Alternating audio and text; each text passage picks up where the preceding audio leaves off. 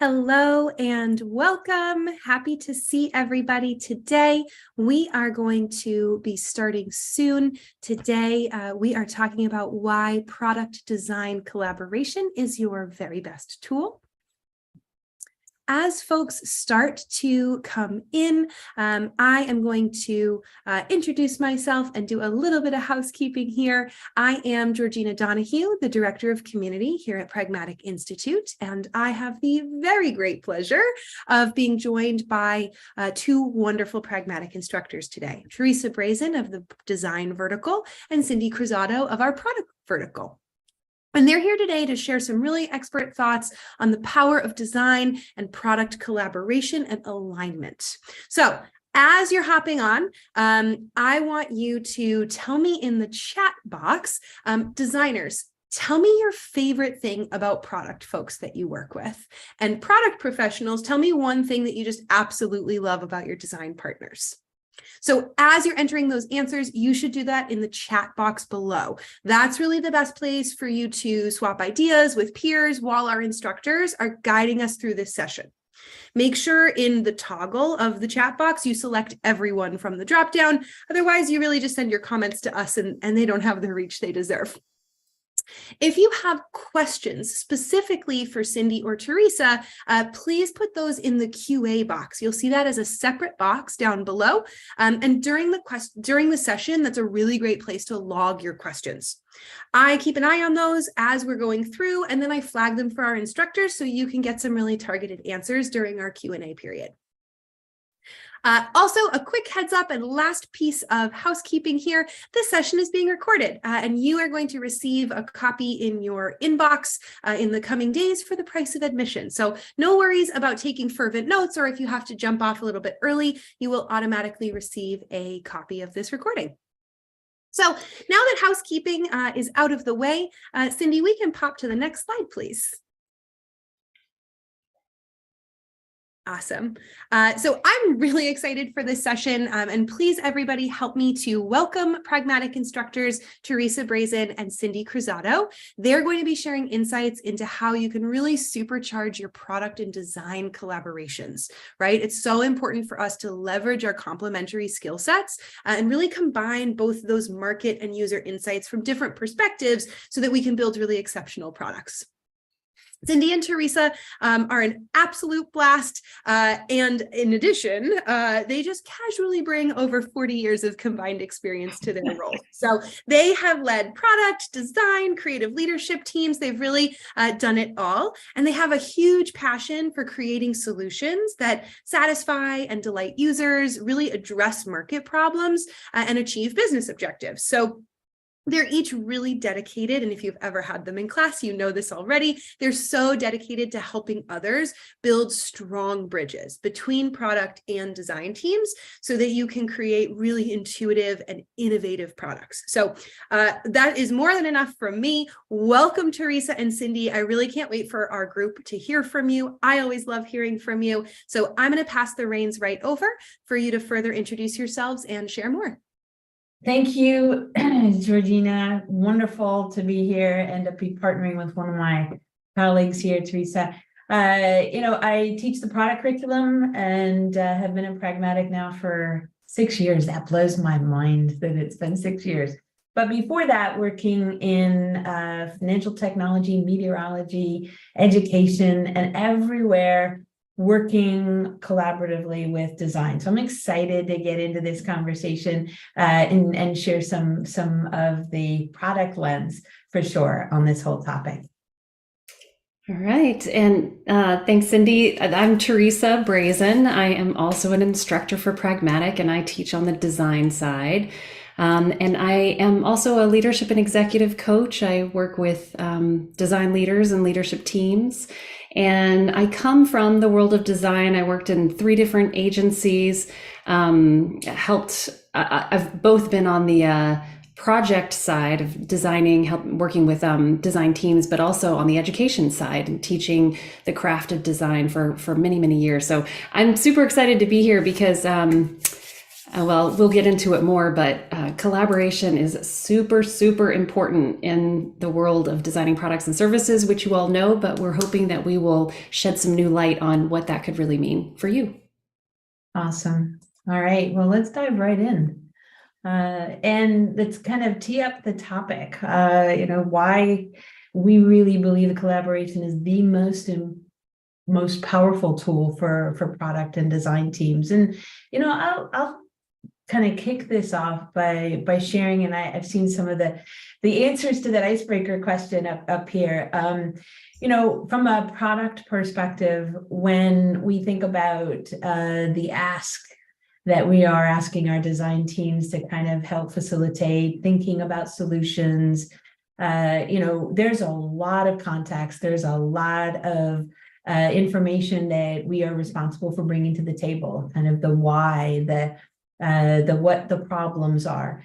And the more we do that in a collaborative way, the less of a shock it is to the system, the faster we actually start to move through everything. And we'll get into some of the details of that today, but I've seen firsthand how working collaboratively with design to get that grounding in the market and do some of that research together has really improved our efficiency and moving forward.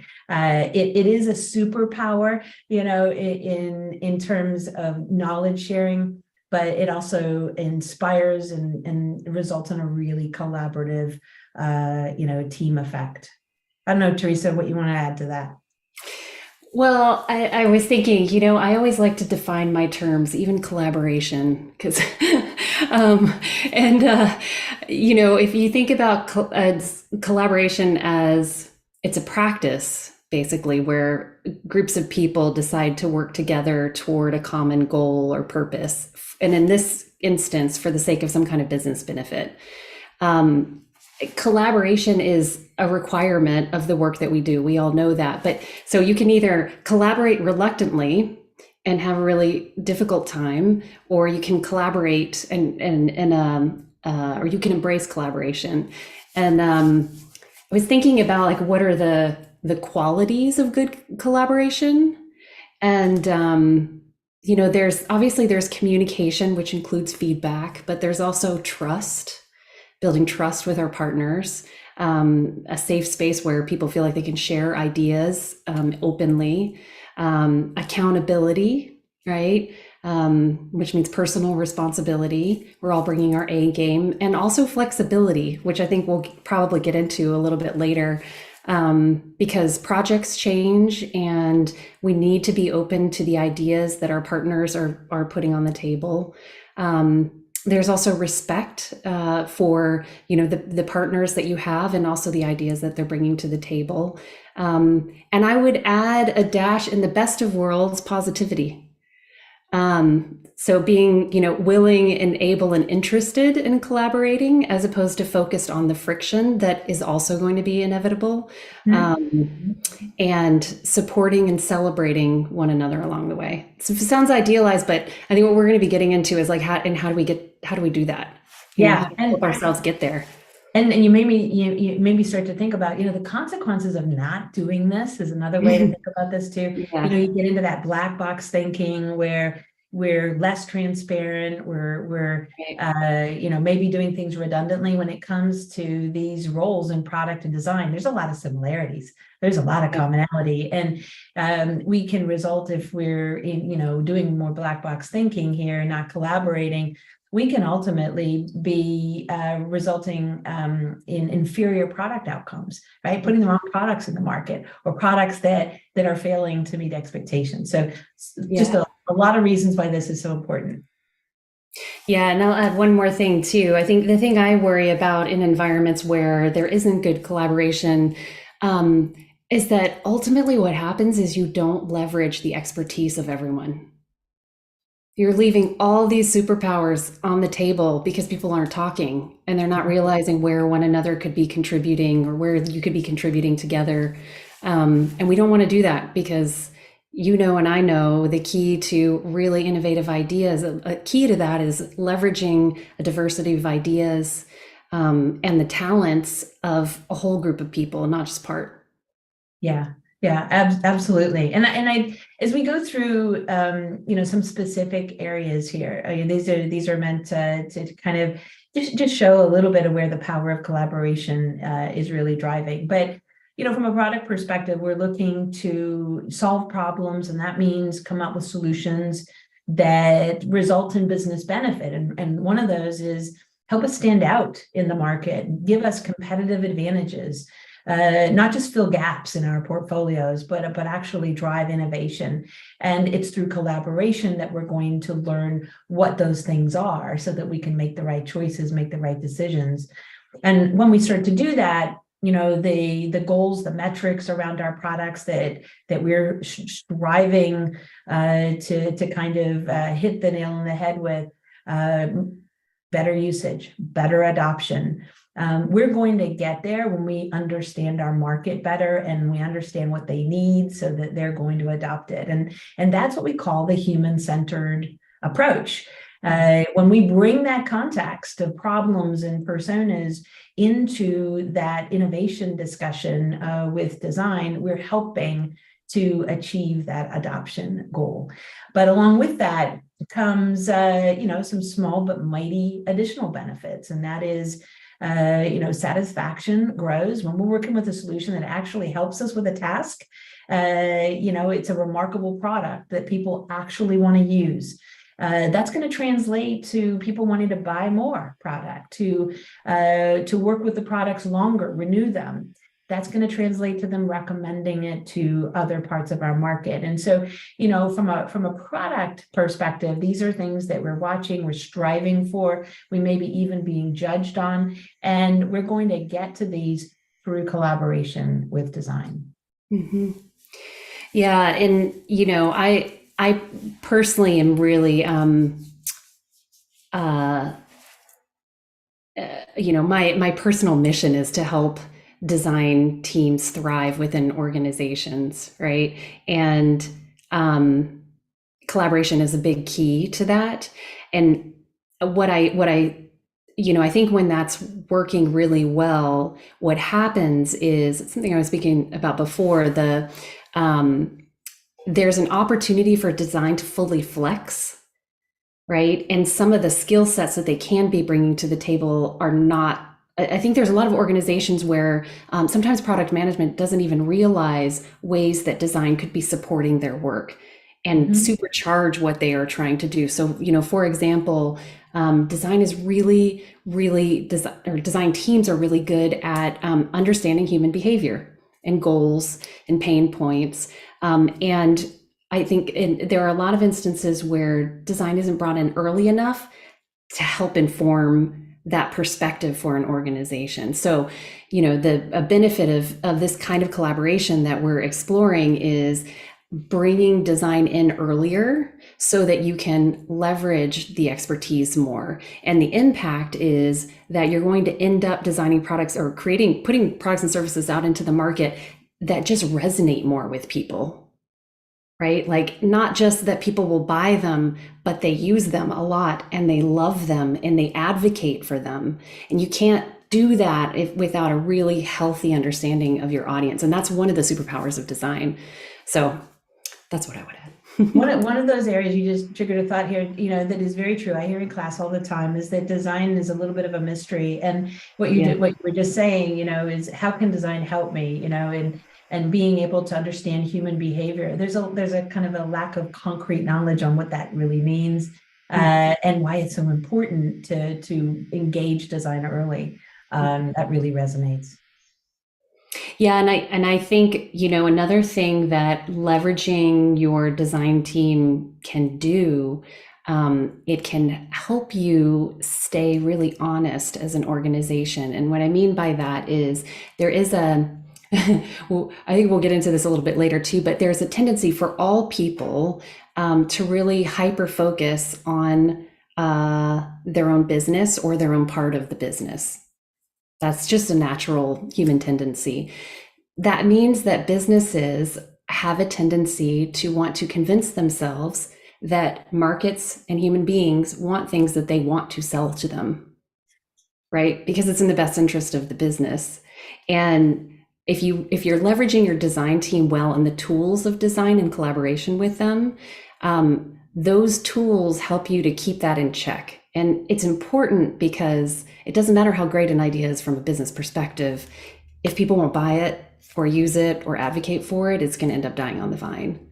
Yeah.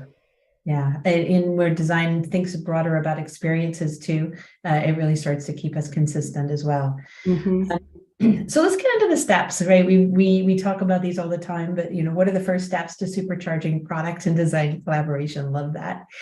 Well, first of all, some of the things we've talked about already, when we think about getting to know your designers, and recognizing that, honestly, we come from the same understanding.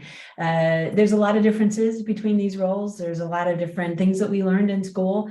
These roles are very independent, have kind of matured over time in different ways, but these roles both embrace this outside-in approach, okay? And so I see several of you have there's overlap. Yes, it's good overlap.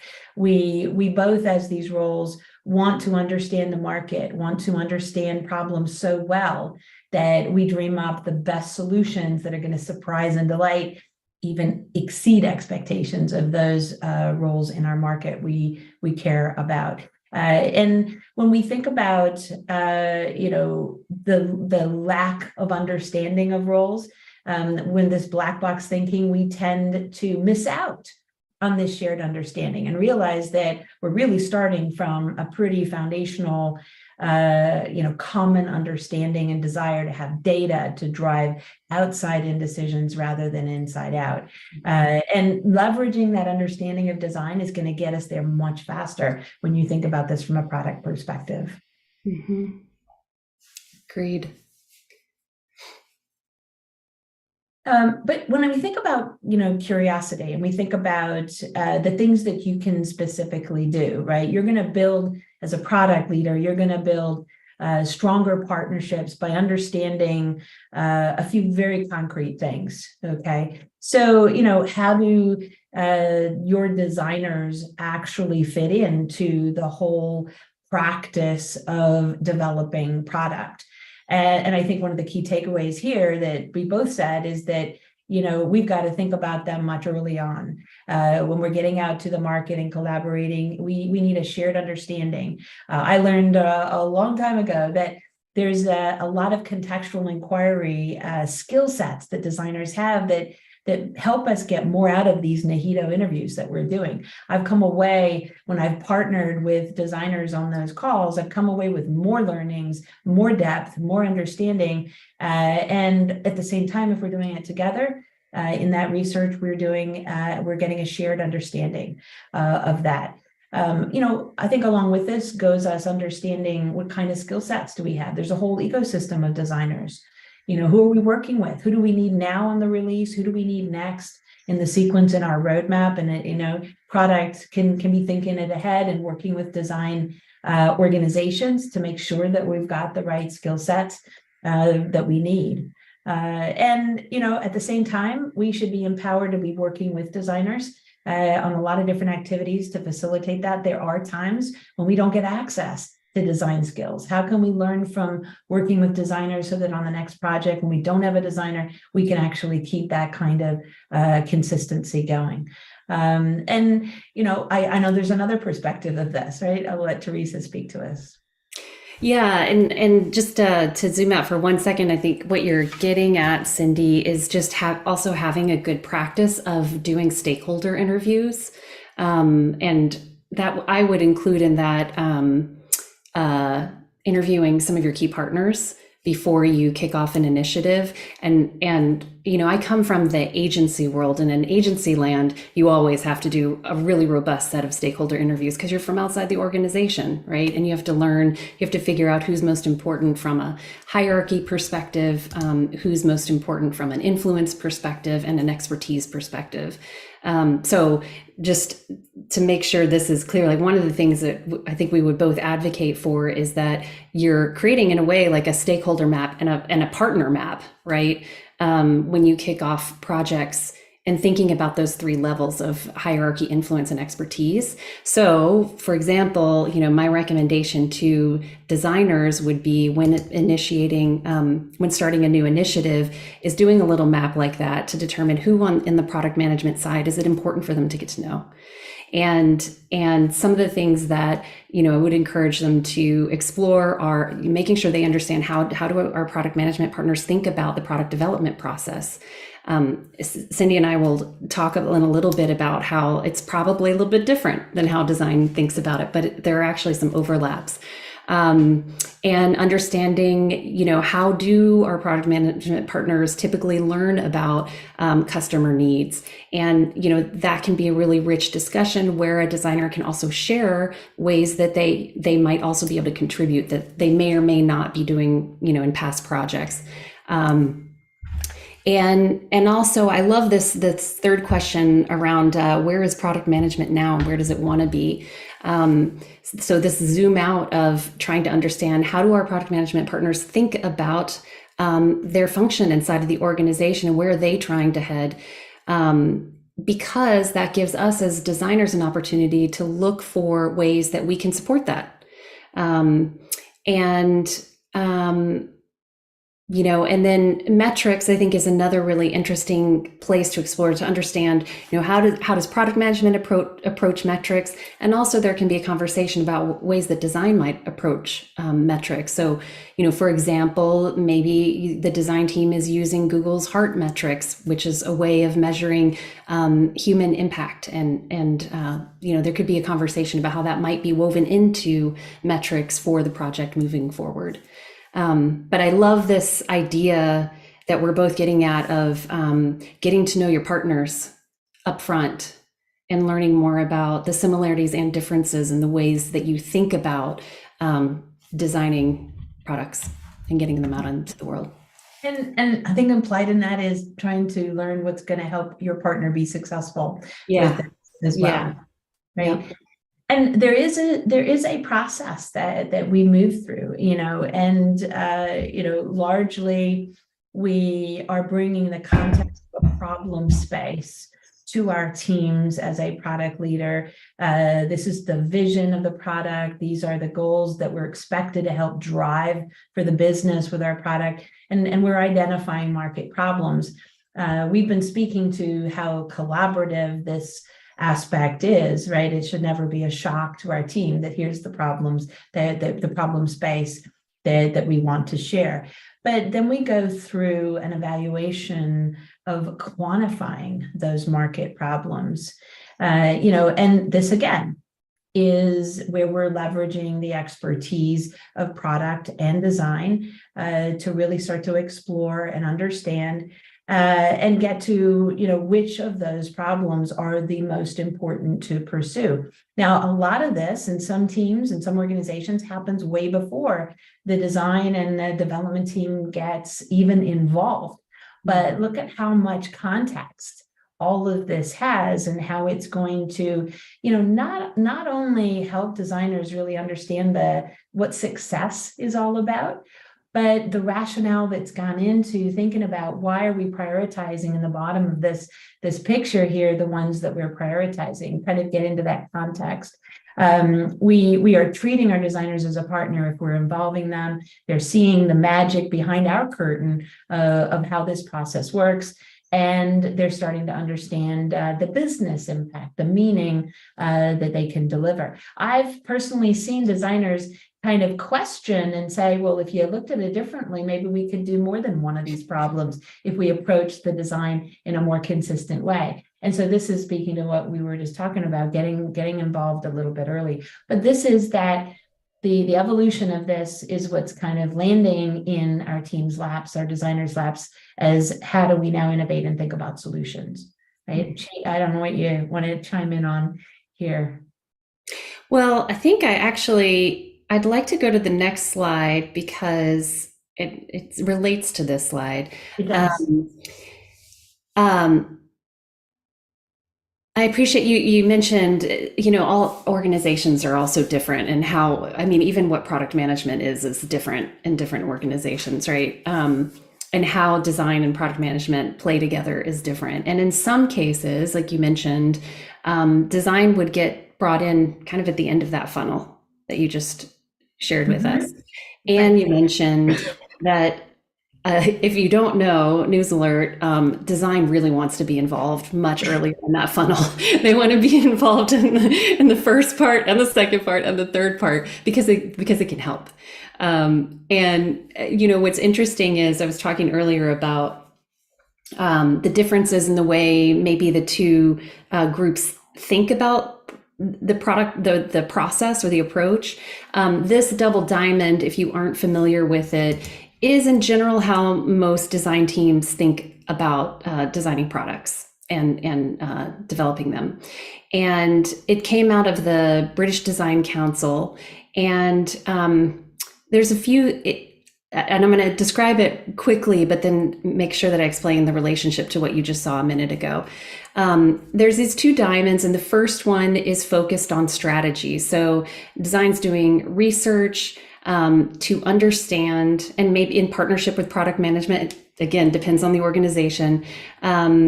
But in an ideal world, design is a part of research, and they're using the research to understand goals, behaviors, pain points of the target audience. And then they explore, and then they hone in on, they define a set of problems that are real and meaningful problems for those human beings, and work with product management and other groups or entities in the organization to determine which problems are the ones that really should be focused on. What problems should we solve?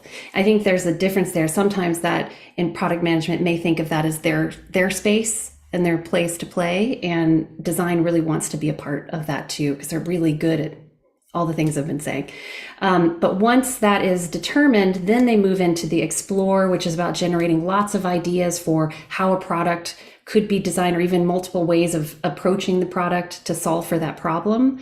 And then move into the creation phase. And what you notice here is there's sort of the strategy and execution phase. And design is often, I think, seen as living mostly in the execution, but want to be over here too. And can meaningfully contribute over here too. And also there's this divergent and convergent thinking that's a part of how designers work, which is going wide, generating or doing lots of exploration or generating lots of ideas and then honing in. And I think when design teams are not invited to participate in the first diamond, that can cause distress for design teams. And that, I think it can be a big part of eroding the potential for collaboration inside of an organization. Mm-hmm. I'm curious how the people that are watching, how their organizations approach this. But, and the last thing is to bring it back to that last slide. I think of it as rather than a funnel that then leads to that second diamond, the two really should overlap. They should. And I want to hone in on a word that you just mentioned, and that's distress. It's one of the ways that, we know that user research is an important component to understanding the market. But who owns user research? Yeah, is a real stressful topic in the world of design and in product. And it feels like our role is defined by who gets to do Nihito activities, who gets to do these ride-alongs. Right. And what we're both saying here is that it should not be that way. It should be a common understanding. It's not who gets to do the interviews, it's who's understanding the market and how do we get a shared understanding of the market. Yeah. And just to bring it home a little bit, when Teresa says, designers really want to be in that left diamond, we've overlaid this with the pragmatic framework. So folks, we can broaden our thinking from just execution with design to say, as we are exploring the market, absolutely, how do we come up with a set of questions together that we can get answers to? How do we divide and conquer and go out and do the research or partner up on certain things? But it goes beyond that. It goes into how do we then prioritize and start to think about, the goals we're trying to get to, and you get into the focus and the business categories of the pragmatic framework, there are a lot of great activities there that we should be partnering with or getting input from both sides of this, so that we get to that vision and plan and we're of one mind. That's superpower, right? We're going to move faster in that second diamond when we have one common understanding.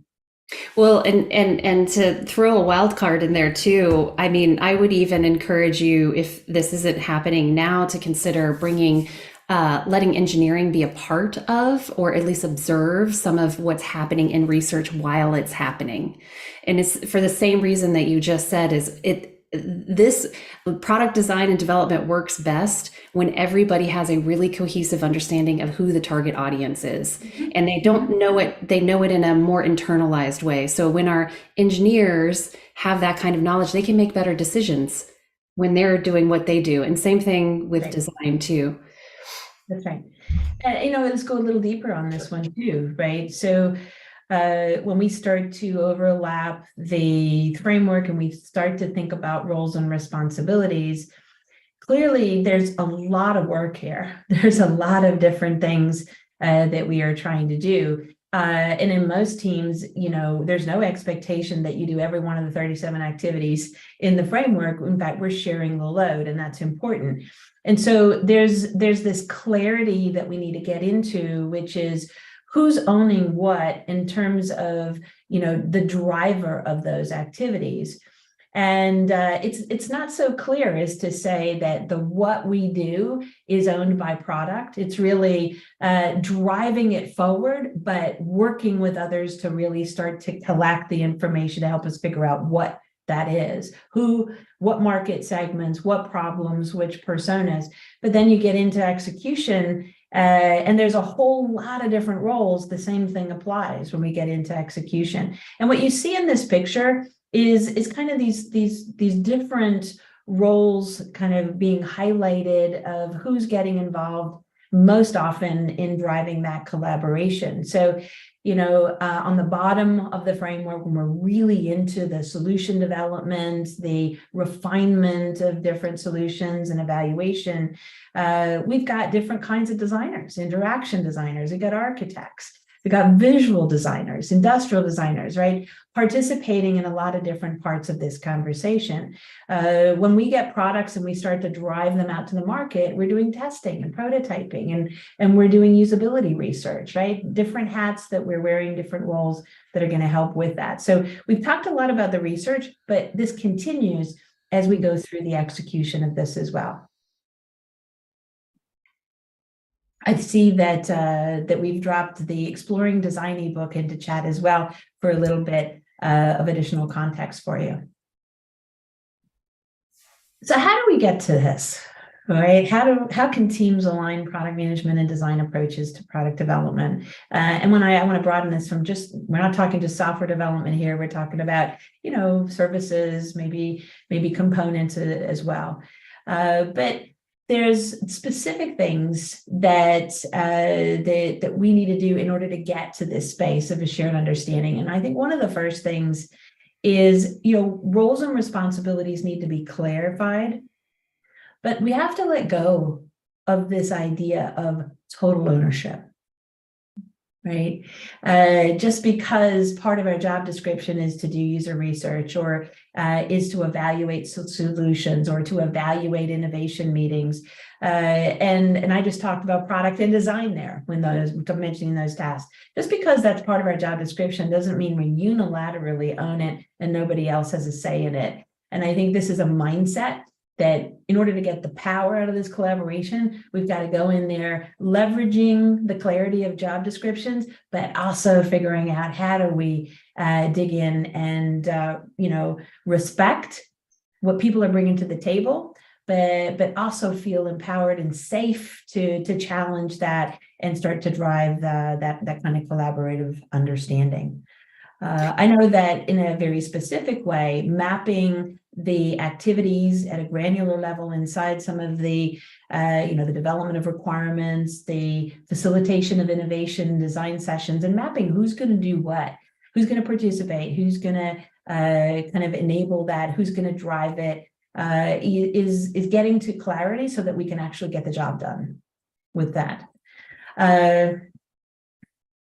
Capturing what the team needs to understand around driving that innovation process. It's not just writing a problem requirement that captures the problem from the persona's point of view, but it's also getting into facilitating the discussion.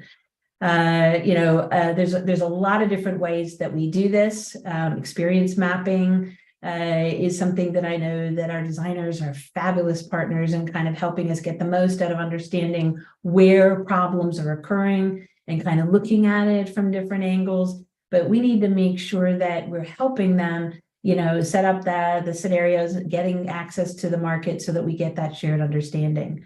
That's one tool, experience mapping. There are many others, I know, Teresa. Yeah, I mean, there's so ideation workshops, I think, which is sort of implied by this slide. Problem framing workshops is another one where you can come together and workshop which problems you should be solving. Even, prototyping can be a shared collaborative activity. We've talked a lot about research and even co-creation activities with your existing audience, where you invite them in, maybe you even have them map out the current state experience with you as a cross-functional team. So there are lots and lots of tools, ways that we can be collaborating together. One of the things from a product perspective that, when we are listening to the market, whether it's shared, whether it's sharing the information back to our team, one of the things that we have to learn is not just what the problem is, but why it's a problem. And I think it's the why that really dovetails with what we've been talking about here from a design perspective around goals, around motivation. And so bringing that why into this process and this conversation and these tactics that we're talking about is critical. What's the consequence? What's the negative consequence of a problem, right? Why is it so impactful? Why is it frustrating, confusing? What's the consequence of not getting a task done? I think that information is something that, if we're partnering with design, we're probably learning about it in a more detailed way, but we should definitely be bringing that to the table because it helps our teams really solidify their understanding of what is important and why it is important. It's easy to say why, but what does that mean, right? It truly means getting into an understanding of why not solving the problem is a really negative consequence. And drilling down to this a little bit more, there's a lot of things we learn as we go through this. Oh, the viability, desirability, feasibility. So, I love this model because it's really simple in a way.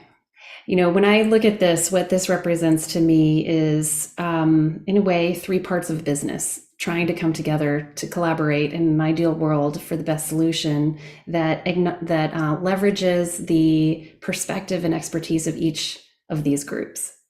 And so desirability is, I think designers tend to think of themselves as living in this space. It's really focusing on the human beings who are going to buy and use and hopefully advocate for the products that we create.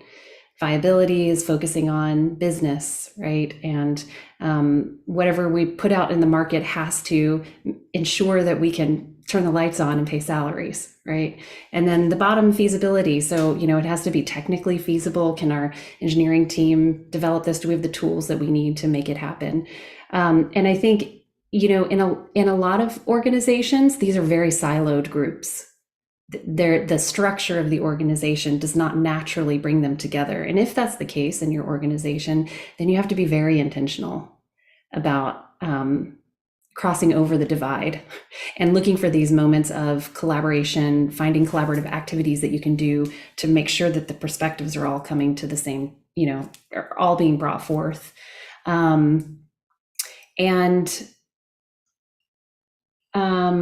I talked about this a little bit before. I think the other thing that whenever I see this, that it reminds me of is, we all naturally will orient toward the circle that defines our role in an organization. And if we want to be really excellent collaborators and really good product managers and really good designers, we're going to look for ways to get outside of that bubble in service of the shared goals that we all have, of having a thriving business. And tools like personas and scenarios, for example, I think are great tools for design tools that can be used. Well, design, no, I'm going to try not to put ownership on those. They can be used to help make tough decisions when you're trying to navigate this, right? Because what happens is nobody ever gets what they want. Right? It's never 100% what's right for the user. It's never 100% what's right for the business. And it's never 100% what the engineering team thinks we should be doing. There's a negotiation that happens at many, many points throughout a project, right? Mm-hmm. And just thinking back to where we started, the strength of our relationships is what helps us navigate that. Yeah. If you don't have strong relationships, you all know, you've been on these projects where one arm isn't talking to the other, and yet you're supposed to create something together. It's really difficult. Yeah. 100% on everything you were talking about. What we're looking at also is a little deeper into the development process here, right? We've been, user research kind of comes prior to deciding what we're going to be building. And as we go through, there's a lot of prototyping and feedback in order to figure out the answers to, is this desirable? Can we actually build it? And I want to just highlight that, we don't have resources for a finite amount of time sometimes. Sometimes we're limited on our access to design skill sets. Sometimes they're not advocated for our team, and we're doing it alone. And so the way to stretch this common understanding is to be of one mind, and is to have this gel of an understanding of the market, so that when design resources are stretched thin, that we can continue to go through and understand and work in this way, and step up to the plate as a product person and be the one getting out in the market and getting that prototype feedback, bringing it back to the team so the team can kind of keep marching forward. We have to pinch hit a little bit is what I'm saying here sometimes. And that doesn't happen unless we intentionally collaborate and have a good understanding of what we're trying to do. And any effective team is going to be effective because we've got the structure, we've got the roles and responsibilities figured out, but we also have a lot of trust that we can step in and we can do different parts of this and keep moving forward. So a lot of good takeaways here. I'll kind of take the first one here, but we've talked a lot about breaking down silos. Okay, maybe painting a rosy picture of where you're working towards, but it is a struggle for a lot of teams to build that culture, build that trust. We're never going to get there unless we intentionally figure out who we're working with, get to know our designers, and look intentionally at ways where we can get to this leveraging of outside-in thinking in a common place. That's called building and designing a sandbox of collaboration, and start small, but it's pretty mighty as we start to work through that. And I would say second point, I think we've talked about this in a bunch of different ways, but is both design and product management learning more about how each other work and your processes and approach and the possible activities that could be a part of the way that you move forward. And maybe on a goal I would offer is on each project that you do, try to use a new collaborative activity of some sort, so that you expand your range and your team continues to expand its range. And then I'll leave the last one to you because I think, Cindy, you said it really well earlier. Yeah, let go of control. Mhm.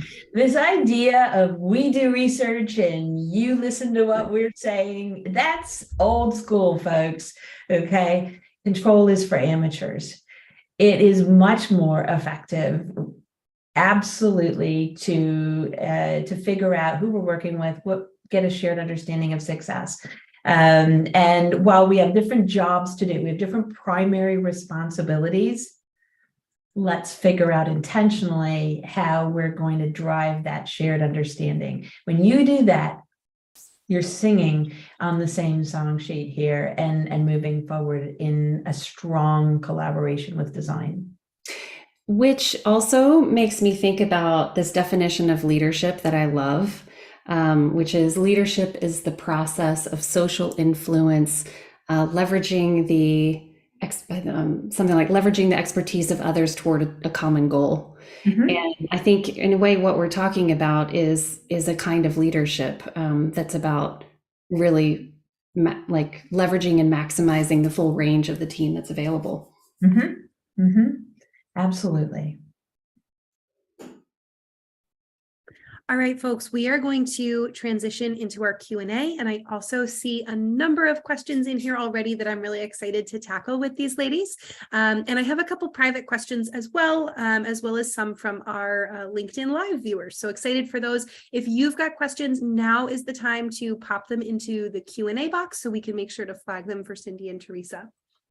While you are entering those things, we have an upcoming conversation on Thursday, April 13th. It's at 10 a.m. Eastern with our good friend, Niels Jantz. He is the founder at Dilber, and he is talking about ways that you can leverage ChatGPT in your products and workflows. So really timely, really interesting. Definitely join us for that. We are excited to have you there. All right, we can pop to our final slide now. And I am so excited to dive into some of these questions for both of you. So the first one that I will pose is a little bit of a brainstorming or like a guesstimate question about some of the challenges with where design is brought into the process. So Teresa, you were talking about how design wants to be earlier in the process, right? And some of the folks that are joining us on this session through our LinkedIn Live broadcast asked, what are your theories about why this problem has kind of developed and why this trend seems to be around, right? And the asker said, for lack of a better word, why does this have such a perennial nature that it like kind of continues to be a challenge?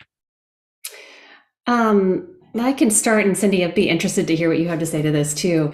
I mean, one thing I would say is I think first of all, there is not there are many people who don't actually know they don't fully understand what design is or can be. So there's a limited understanding that the what's in scope for design is right here in some people's perspective. So I think just like shared understanding of what design is not always there. And that oftentimes is influenced by organizational structure. I mean, I'll give an example or organizational culture. I was talking with someone the other day, and I said, I work with design teams and design leadership to try to help them elevate their influence and the role of design. And he was like, design's not strategic. And I was like, oh. And, I could hear the like groans of all the designers in the world at the same time.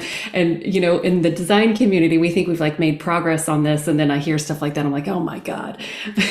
And the reason as I dug a little further, he was like, every organization I've been in design, they just like make the things that we tell them to make. That's basically what he said. And and then I learned that the organizations that he had been working in were very, very heavily engineering driven.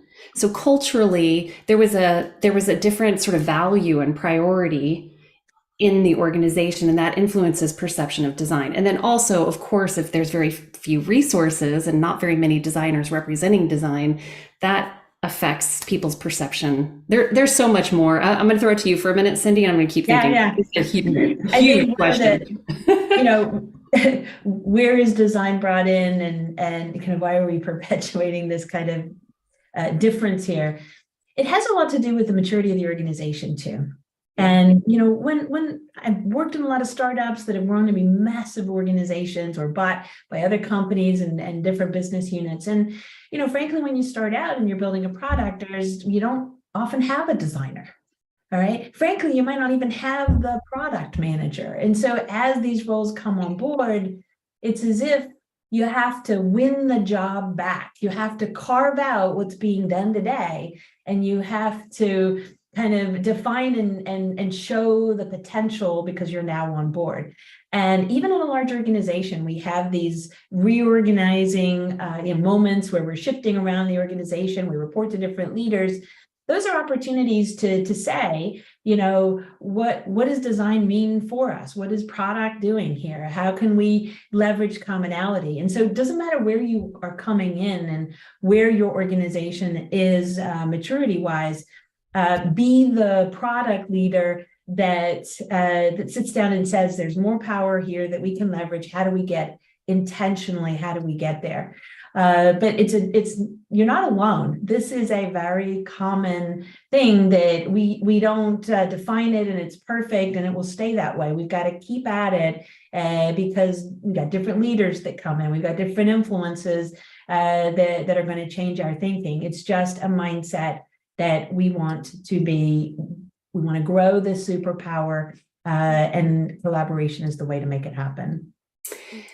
And I would add too, I think, the design community is still trying to figure out how to sort of prove the value of design through metrics. And, metrics are like the love language of our business stakeholders.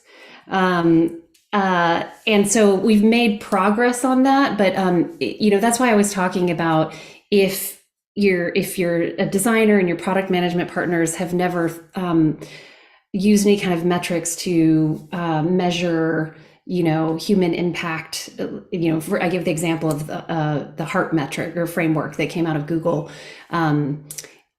Then there's a great opportunity to have a conversation about that and see if you can start to integrate some of that into the way that you're working, because the more we can sort of point to, and the challenge is it's really difficult with design. It's challenging to point and say, this aspect of what we designed caused, $1 million in sales. It's hard to it's a longer link, a longer chain to get to that. So I think that's some of the challenge too, is we're still, as a community, we've gotten a lot better, but, in the organizations where there are designers that are really good at that, it makes a difference. I think we're also touching on a couple of things here. Getting real for a moment. We don't have enough resources. We got to move fast. We are limited in what we can do. And I think that just points to how much more important it is to flex. Yeah. Is to understand where our commonality is and to think about, for the project, the release that we're working on, how do we get the most out of the resources that are coming to the table? And rather than looking at and documenting, here's the way we do it on this team and it's effective, and we should do it exactly the same way over here with a different set of resources. There's a little more flexibility and the kind of thinking about metrics, thinking about the work that you're doing, and kind of figuring out what's right for your team at what time is really what we're starting to advocate for here. Mm-hmm. Such great thoughts. And I have two more questions that I think you guys are going to have a lot of fun with. So the first one is really touching on kind of what you talked about, Cindy, with the ongoing nature of beating that drum of the relationship and finding where things plug in. So the question is, when you're thinking about this collaboration from strategy all the way to execution, how do you initiate and plant and build ownership for all of your team members through the process? What are some strategies and tactics that have worked really well, kind of at different stages of building that relationship and strengthening that relationship, and then also pushing it forward? Mm-hmm. Well, it starts with understanding the business goals, having a product strategy that is actually connected to those business goals. If we feel like we're, out in left field and what the team is actually working on it all the way through those different phases, it's never going to feel and never going to gel. There's always going to be things that come in and kind of shift priorities or don't feel right. So you've got to start by making sure everybody is on the same page with what success looks like, what the business goals are, what the time frame is that we are kind of developing our product strategy. And we wear different hats as we move through that, right? We talk about in Foundations the gap analysis, and it's one of the first things that I would refer to here is how do we get to that shared understanding of who's going to do what? When you can kind of eliminate the gray areas in roles and responsibilities, I think people feel more comfortable that they know what their individual roles are, but you also have to set those shared goals. And maybe it's at the release level, maybe it's as we get into execution, it's getting down into the phases, the sprints, and starting to break it down, but being the one that kind of connects all of those pieces of execution back up to strategy. These are conversations that we can have along the way, make intentional space for those, so that it feels like everything that we're doing is connected and that it's real. Now, when I say we, I mean design and product coming together and kind of sharing that responsibility kind of along the way. There's innovation meetings that are specific opportunities to build into your sprints and iterations that will kind of bring people together, kind of pull up a little bit from the detail, reconnect with the personas, the problems, the strategy, think ahead 2 or 3 sprints from your team so that you've got the context for them when you need to go when they get there. I think there's also a lot of shared responsibility here. You don't have to be the ones doing it all. But at the end of the day, getting very real, we don't have enough resources at all of these phases, so we have to divide it up. But if we've got a common vision on where we're headed, we'll actually get there. Mm-hmm. Yeah.